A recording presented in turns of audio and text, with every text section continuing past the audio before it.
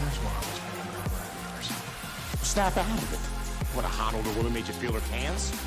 And boom, we're live. Welcome, folks, to the American Movie Podcast. If you've never been here before, welcome aboard. I go through movies, news, documentaries, Netflix series, Netflix originals, and I do book reviews. And today, the book I bring you is Big Potential by Sean Achor. Now, the subtitle is How Transforming the Pursuit of Success Raises Our Achievement, Happiness, and Well-Being. So I love this book. This was a really good read, and it was so accessible, and it was so, you could use all the information that he gave you pretty much in the next moment in time. That's what I really liked about it. So it's all based upon everything that you thought about, like lone wolfing it and putting yourself out there and just grinding and putting hard work in. You need to do that, but a lot of it comes down to the team that you surround you with and the people that you can connect with. So there was so much stuff in here that was so useful, and I really recommend this book if you're trying to just get your bearings, even just getting your bearings as just getting your shit in line. And so some of the stuff that he's talking about is visualization. He has so many studies that that conclude that if you just either write stuff down and visualize something, you're going to be way more inclined to be able to perform the goals and have the insight to carry out those goals and pretty much conclude your objective. So one of the best chapters is where he's just like building your defense around negative stuff. So we reach negativity so easily. So you wake up, you can jump in the media, you can jump in social media. Like, I have deleted a lot of social media, and this was probably the most useful for me, this chapter anyways, just because it concluded a lot. And so there's so much negativity that you can actually get to, and they ran studies where just 3 minutes of negative stories in the morning affected the person, and they were 26% less likely to be in a good mood 6 to 8 hours later. Just that 3 minutes. So he purports to shield your time right when you get up and right before you go to bed. So remove all the devices, remove all the media consumption up until you get awake and get moving and you're on your way. Some other things that I've used before and still use is removing push notifications on your cell phone. So instead of you're creating a shield away from people trying to give you information, and you're actively going into the digital world and getting your own information, which I found so useful. Just set in an airplane mode, even like just do it for an hour and see what happens, and try and it's also referred to as deep work. Another good book. So it was all about the defense, because when we see someone stressful or in a panic, or we can feel them in a heightened sense of distress, we are way more inclined to feel that stress or see it and then adopt that exact same tone. So that seemed indisputable to me. And I've also heard that he also says this in the book, is that people give off stress hormones that we can actually sense, but don't actually cognitively sense. So we can feel them, and then we start to pick up on these senses through sense of smell, because people excrete through their perspiration these stress hormones, and we can actually pick up on these stress hormones themselves. So surrounding yourself around positive people that are in good status or positive or praise you. Praise is a huge component of this as well. Is just crucial to your well-being. So surround yourself with positive people and praise people. So there was a crazy fact that he was talking about.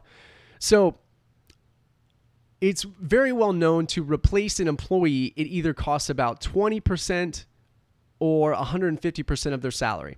So that's why employees actually have a lot of wiggle room to ask for a raise. They can ask for a 15% raise and still save the company 5% for searching out, at the bare minimum, 5% of getting a new employee at the same salary. So it's going to cost them just for time, effort, training, all that jazz. So it's going to cost them 20% to 150%. So they found that once management would praise these people, their turnover improved greatly by 16%. So the first year of employees, their turnover rate or leaving after a year was 80%. But after they concluded these studies where managerial employees gave out, I think it's 3 or more praises just over that course of the year that are not minute, but somewhat noteworthy, they changed their turnover rate to, I think it's 94% or 96. It was something like that. So that 16% saved them a whole host of money. And so if that person made $40,000 a year, those 4 praise stations or whatever inside that annual year, each praise was worth $10,000, or at the very minimum $20,000 if it's 20% or whatever the math is. I don't know, but it was outstanding to think of it that way.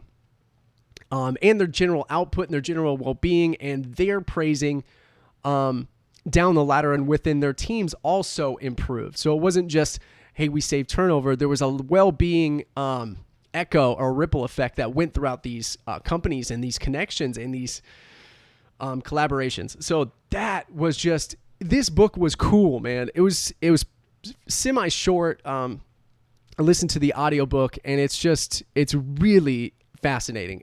Some audiobooks, like I burned through 2 so far and I just did not like them and they just weren't, I wasn't in it. And this thing redeemed Audible for me. I was just like, oh man, I'm just picking either bad ones or just getting burnout on them or what. But this thing salvaged audio for me for a little while at least. So yeah, this was such a cool show, or this cool book. This was a cool book. And so I would highly recommend you just check it out. I mean, you can get a free, this is brought to you by Audible, so this is sponsored, but so you can listen to this book for free if you just go down the link below, listen to it, and it's for free. You just cancel it anytime. You get to keep the book no matter what. It's the app of Audible. I'm going to give it to you one more time. It's by Sean Acor, and it's Big Potential: How Transforming the Pursuit of Success Raises Our Achievement, Happiness, and Well-Being. And so like the heavy hitters were praised more, trying to create a moat around yourself of negative people and try and keep yourself in the best status you can possibly do, because there are going to be stressful moments and there are going to be stressful times, and you are going to come into contact with panicky people or just tyranny people or anything of that nature. Like, that's going to happen. But if you can buffer those zones of early in the morning and late at night, then you can increase your well-being a lot more. So I highly recommend this.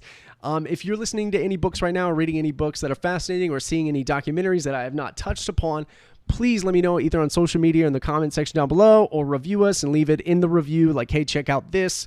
That would be greatly appreciated. If you review this will help the podcast swimmingly. So I'm asking you, please review us on iTunes. That will help greatly. And until next time, this has been Matthew Benjamin with the American Movie Podcast. That was Big Potential. One more time. So thank you so much. Bye. After all, someone has to pay for the lap dances for the big guy. He's joking around. Feels so good when he jokes. What's this company called? Shirts and pants. Holy shirts and pants. It's a little corny and obvious, but